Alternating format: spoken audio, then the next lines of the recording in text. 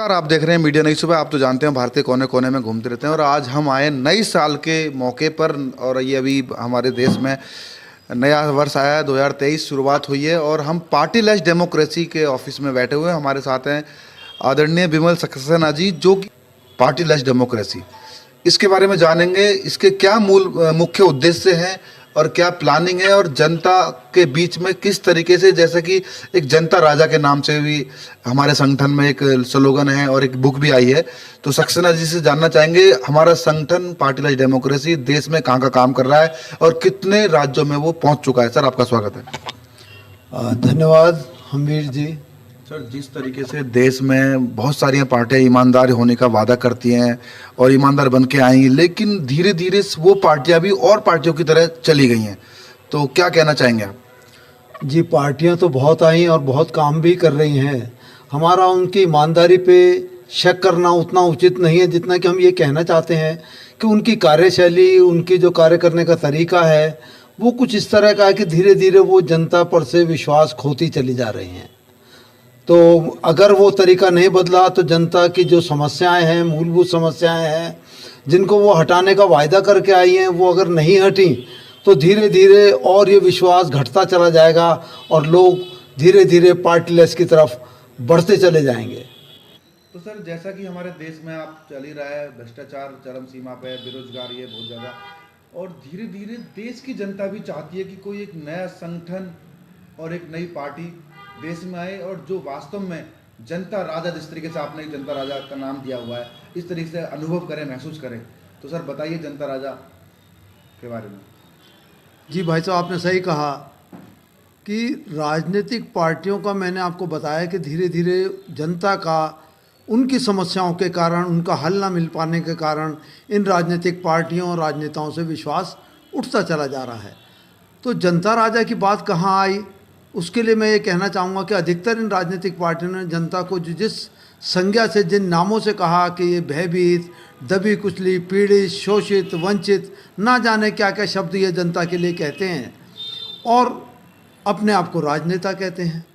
तो बड़ा फ़र्क है कि राजनेता कैसे हो गए आप तो जनसेवक हैं। आपको तो जनसेवक बनना चाहिए, आप जनता की सेवा करने आए हैं, आप राजनेता नहीं हैं। राजनेता पुराने टाइम में राजा लोग होते थे, तब इस तरह के शब्द आते थे, राजा है और ये प्रजा है। अब है कि जनसेवक है और जनता राजा है, जनता मालिक है। जनता ने आपको चुन करके भेजा, अपना प्रतिनिधि बना के भेजा, ना कि आपको राजा बना के भेजा है। तो हमारा ये मानना है कि जो राजनीतिक पार्टियां हैं, जो उनके जिनको वो राजनेता कहते हैं, उनके वो जो उम्मीदवार हैं, उनके जो मतलब उनसे जुड़े व्यक्ति हैं, वो जनता की समस्याओं का हल करने के लिए सरकारों में पहुंचते हैं, विभिन्न संवैधानिक संस्थाएं उसमें जाते हैं। लेकिन होता यह है कि जो वो चुनावी वायदे करते हैं और वो पूरे नहीं कर पाते।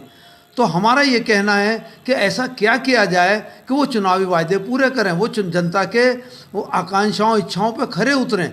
तो हमारा कहना है कि वो जनता नारा आप किसी बार देगी कि जनता को शपथ पत्र दो, जनता से वोट लो। अर्थात आप लिखित रूप में जनता से ये करार करें, एक स्टाम्प पेपर पर, एक एफिडेविट के रूप में, कि अगर आप ये वायदे जो आप जनता से कर रहे हैं उन्हें लिखित रूप में करें। अगर वो पूरा ना करें तो लास्ट में एक वाक्य लिखें कि मुझे जनता से ठगी के जुर्म में अपराधी घोषित किया जाए और मुझे इसकी सज़ा मिले। सर, विमल सक्सेना जी, मैं पूछना चाहूँगा, जिस तरीके से देश में ये जो पार्टी लेस डेमोक्रेसी संगठन है, वास्तव में देश को ऐसे संगठन की ज़रूरत है वास्तव में क्या?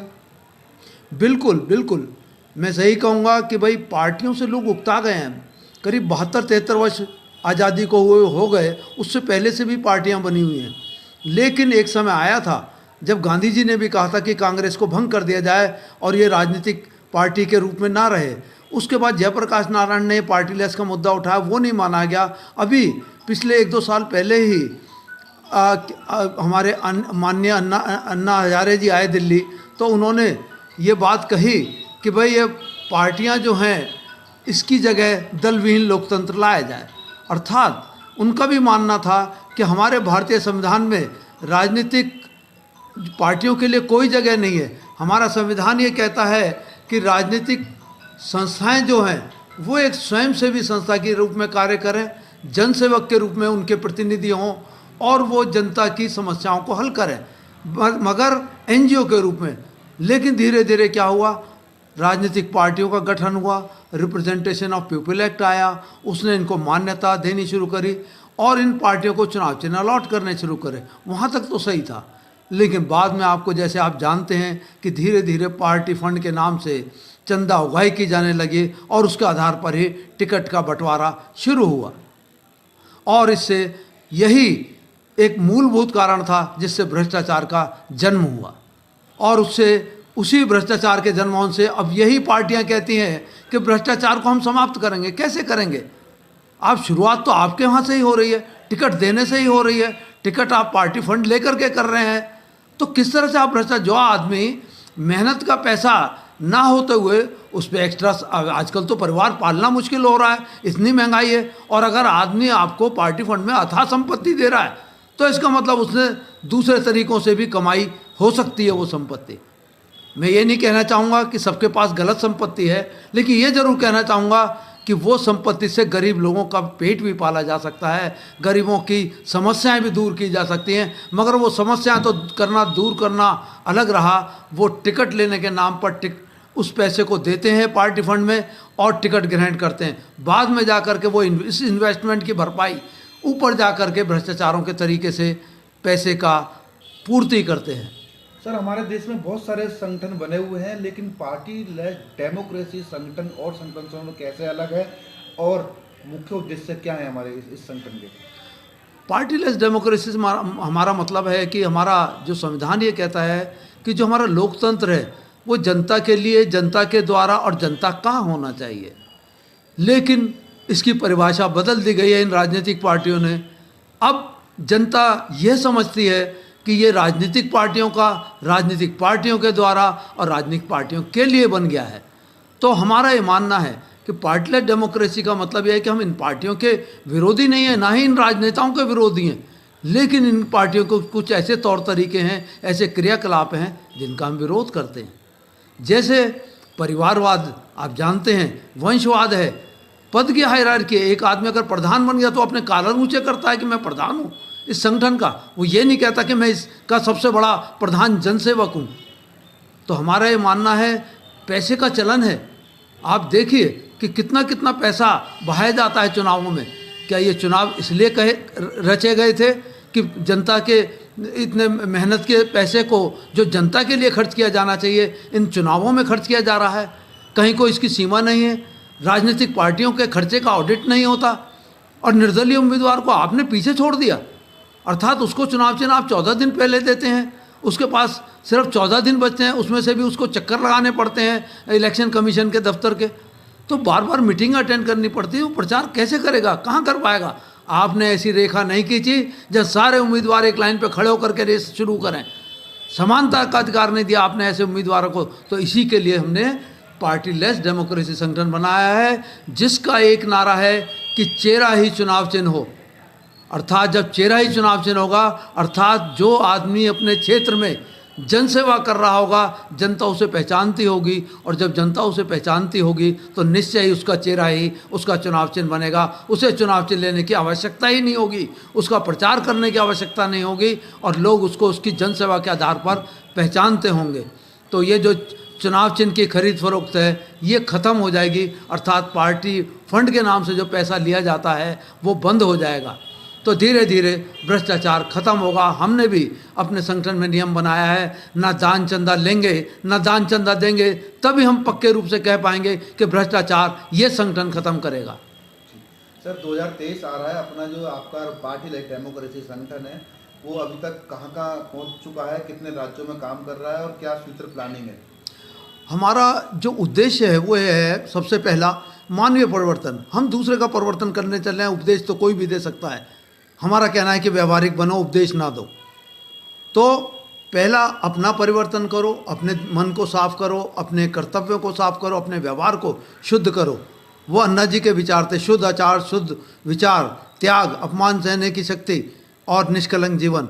हमें उन आदर्शों को अपनाया हमने, और हमें ये लगा कि दूसरा हमने उद्देश्य बनाया कि भाई ये तो हमने कर लिया, हमारे संगठन के लोगों ने कर लिया, जनता में इसका प्रचार किया जाए, जन जागरूकता लाई जाए, जनता को बताया जाए कि कितनी प्रणालियाँ, शिक्षा प्रणाली, चिकित्सा प्रणाली, न्याय व्यवस्था, संसद का बजट, संसद और ये विधानसभाएं कैसे चलती हैं, एमपी के जो सांसद होते हैं या जो हमारे विधायक होते हैं या जो हमारे निगम पार्षद होते हैं, इन सब के क्या कार्य हैं जनता को पता ही नहीं है। तो हम जन जागरण करेंगे, उन्हें उनके अधिकार के बारे में बताएंगे, जिससे जो जबकि चुनाव आयोग ने पूरी भरसक प्रयास करके देख लिया कि 100% मतदान हो, 100% नहीं आया। अब किसी दिल्ली में तो और भी ख़राब स्तर हो गया मतदान का, 50% वोटिंग आई है।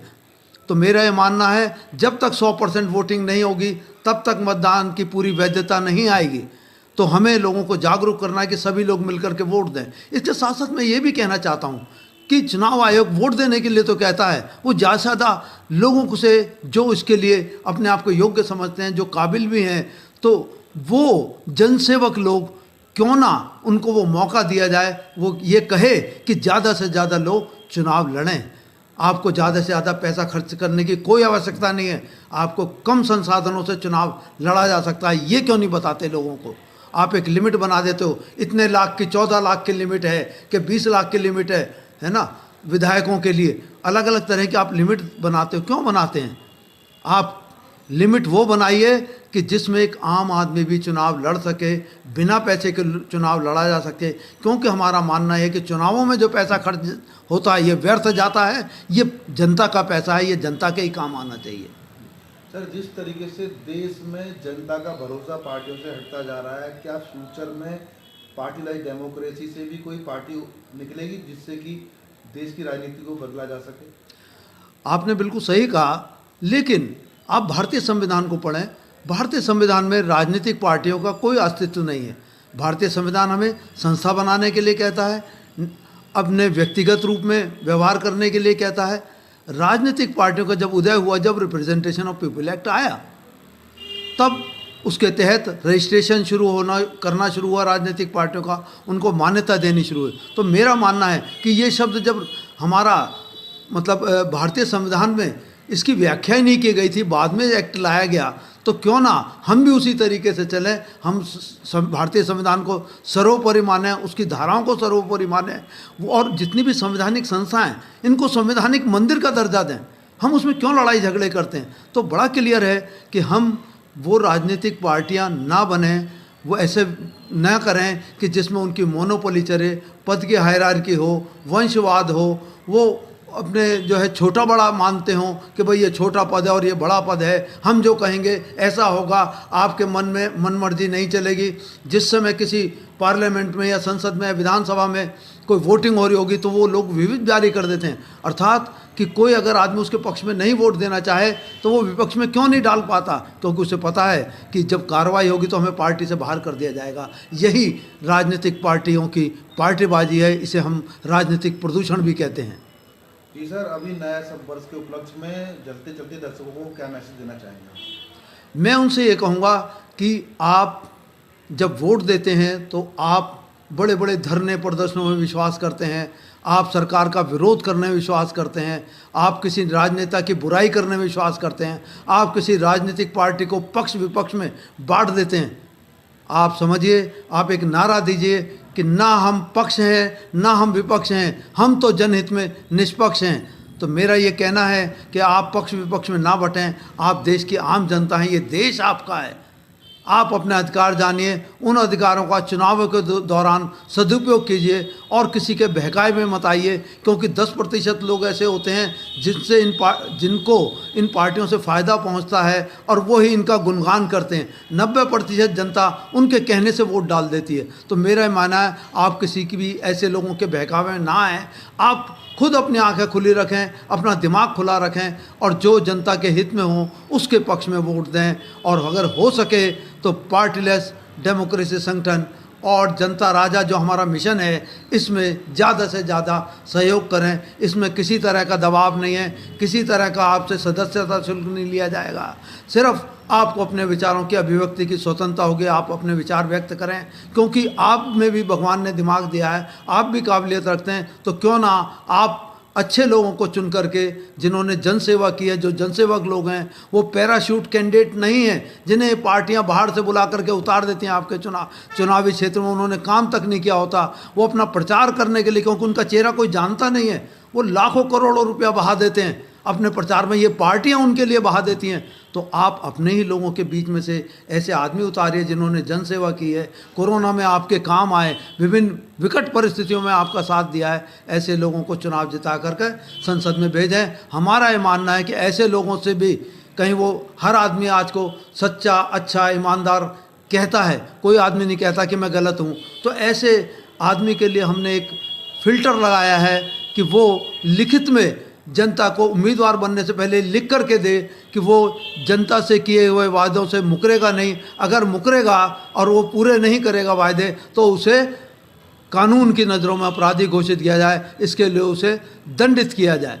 तो आप लोग ध्यान रखें, इस तरह का चुनावों में आपको इस तरह का एक तरह का मौका दिया गया है कि आप सही को चुनिए, अच्छे को चुनिए। धन्यवाद मुझे बताने के लिए। धन्यवाद सर।